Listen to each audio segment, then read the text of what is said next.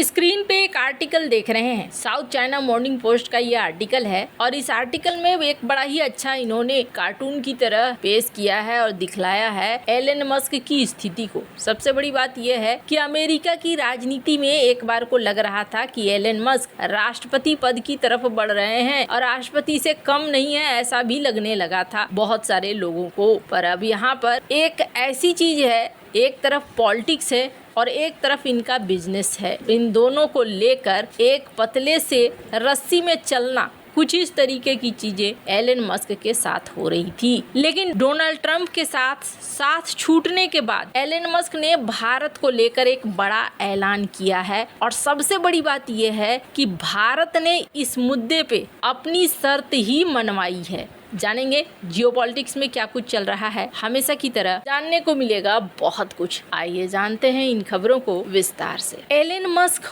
और पीएम मोदी, इन दोनों की मुलाकात आपको याद होगी। यूएस जब पीएम मोदी पहुंचे थे डोनाल्ड ट्रंप के चुने जाने के बाद, तब यहाँ पर जो मुलाकात हुई थी, इस मुलाकात के बाद कहा जाने लगा था कि अब भारत को बहुत तरह की मुश्किलों का सामना करना पड़ेगा। और ये बात भी सही थी। क्यों करना पड़ेगा? क्योंकि उस वक्त यही महसूस किया गया था कि चूंकि डोनाल्ड ट्रंप के साथ एलन मस्क की एक अच्छी खासी दोस्ती है और दूसरी बड़ी चीज ये भी देखने को मिला था कि उस समय डोनाल्ड ट्रंप ऐसा लग रहा था जैसे कुछ हद तक प्रभाव में है मस्क के, पर बाद में चीजें एकदम से अलग होती हुई दिखी और एक चीज साफ दिख गया कि नहीं, यहाँ पर दोनों साथ नहीं है, दोनों की सोच अलग अलग है और दोनों अलग अलग तरीके से काम भी करते हैं। आखिरकार डॉज से बाहर हो गए एलन मस्क और डॉज से बाहर होने के बाद अब एलन मस्क अपने फॉर्म में दिखने शुरू हुए। इन्होंने सबसे पहले तो यहाँ नाता रिश्ता तोड़ा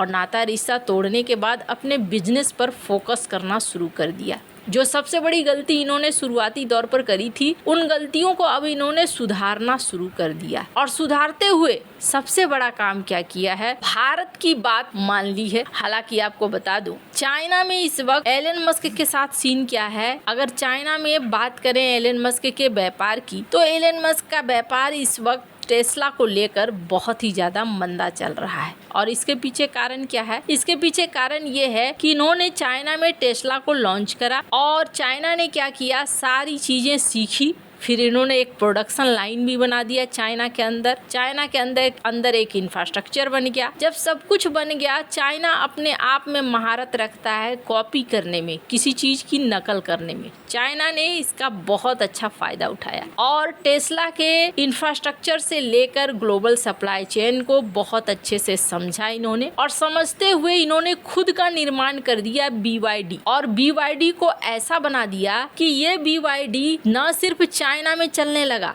बल्कि यूरोप में भी चलने लगा और खुद टेस्ला को इन्होंने चैलेंज भी करना शुरू कर दिया। भारत में बात करें तो भारत में भी BYD आना चाहती है और ये चाइना का कमाल था। एक बात तो मानना पड़ेगा चाइना के साथ, चाइना कॉपी करते करते इतना अच्छा सीख लेता है कि फिर वो आगे बढ़ने लगता है और ऐसा ही होने लगा। अब इन्होंने ऐसी मात दी है कि स्क्रीन पर एक आर्टिकल देखिए, कई सारे देशों में BYD अब छाने लगी है और ये सस्ते आते हैं। सस्ते आने की वजह से टेस्ला के खरीद की जगह लोग BYD के कार को खरीद लेते हैं। अभी ब्राजील में हाल ही में एक मुद्दा भी बन गया, स्क्रीन पर इस आर्टिकल को देख सकते हैं। BYD कंपनी जो चाइना की है, इन्होंने बाढ़ ला दिया, बहुत सारे जहाज यहाँ पर ला दिए, बहुत सारे यहाँ पर कार ला दिए ब्राजील के मार्केट में। और जब ब्राजील के मार्केट में ये कार आ गए तो यहाँ तक कहा जाने लगा कि ब्राजील के लोगों ने मांग करना शुरू कर दिया और मांग करते हुए कहा कि EV इंपोर्ट पर कम से कम 35% का टैक्स लगा दो, क्योंकि हमारी अपनी मार्केट तो फिर खराब हो रही है। ब्राजील में और भी खैर आरोप लग रहे हैं चाइना के ऊपर, लेकिन चाइना ने BYD को दुनिया भर में फैलाना शुरू कर दिया। टेस्ला से ही इन्होंने सीखा और टेस्ला से सीखते हुए इन्होंने दुनिया भर में छाना शुरू कर दिया। अब स्थिति कैसी हो गई, एक तो यहाँ के लोगों की देशभक्ति भी आप बोलेंगे। चाइना के लोगों ने खुद BYD को खूब खरीदा और स्क्रीन पर एक आर्टिकल देखिए, जो फॉरेन ऑटोमेकर थे अब धीरे धीरे चाइना से अपना बोरिया बिस्तर समेट रहे हैं, क्योंकि यहाँ उनकी कारें नहीं बिक रही है। और इसी क्रम में देखने को मिल रहा है कि अब जाकर भारत में भी ऐलान कर दिया है टेस्ला ने अब ये कहा है कि जुलाई 2025 में मुंबई में अपना पहला शोरूम के साथ भारत में प्रवेश करने जा रही है। भारत के ऑटोमोटिव क्षेत्र में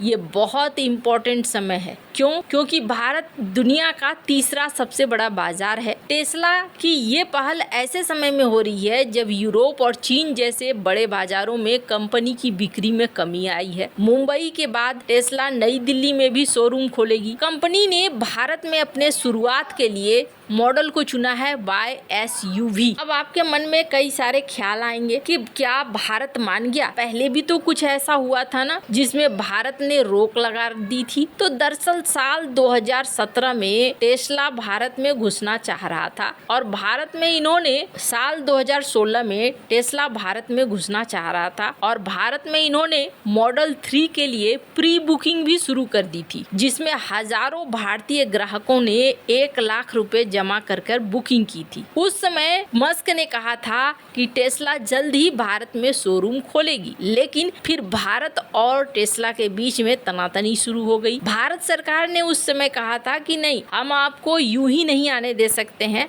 अगर आप चाहते हैं कि ठीक है, आपकी मर्जी के प्राइस पर आपको भारत में आना है, तो फिर भारत में आत्मनिर्भर प्लान के तहत आप प्लांट खोलिए। अगर आप प्लांट खोलते हैं, यहाँ के लोगों को काम मिलता है, इंफ्रास्ट्रक्चर वगैरह बनता है, तो फिर हमें कोई दिक्कत नहीं है, आप अपनी नॉर्मल राशि के साथ आइए। लेकिन अगर आप यहाँ पर प्लांट नहीं खोलेंगे तो फिर आपको यहाँ टैरिफ देना होगा। और ये टैरिफ छोटा मोटा नहीं था, बल्कि ये टैरिफ था 70%। 70% बहुत ज्यादा हो जाएगा। भारत ने जब ये बात कही तो टेस्ला के साथ तनातनी शुरू हो गई और टेस्ला ने वापस ले लिया कदम। साल 2022 में कई ग्राहकों को उसे पैसे रिफंड करने पड़ने लगे और तब फिर लगने लगा कि भारत और अमेरिकी कंपनी टेस्ला के बीच में संबंध अच्छे नहीं रह जाएंगे। लेकिन अब जाकर ये देखने को मिल रहा है कि टेस्ला भारत में आ रही है और आपको बता दूं, ये भारत की नीतियों के तहत ही आ रही है। अभी इन्होंने यहाँ पर लोकल प्रोडक्शन चालू नहीं किया है, लेकिन ये 70% टैक्स कथित तौर पर देकर आएंगे। इसका मतलब है कि भारत अपने शर्तों पर अडिग रहा। अब भारत यहाँ पर ये बात करने वाला है कि आप भारत के अंदर यहाँ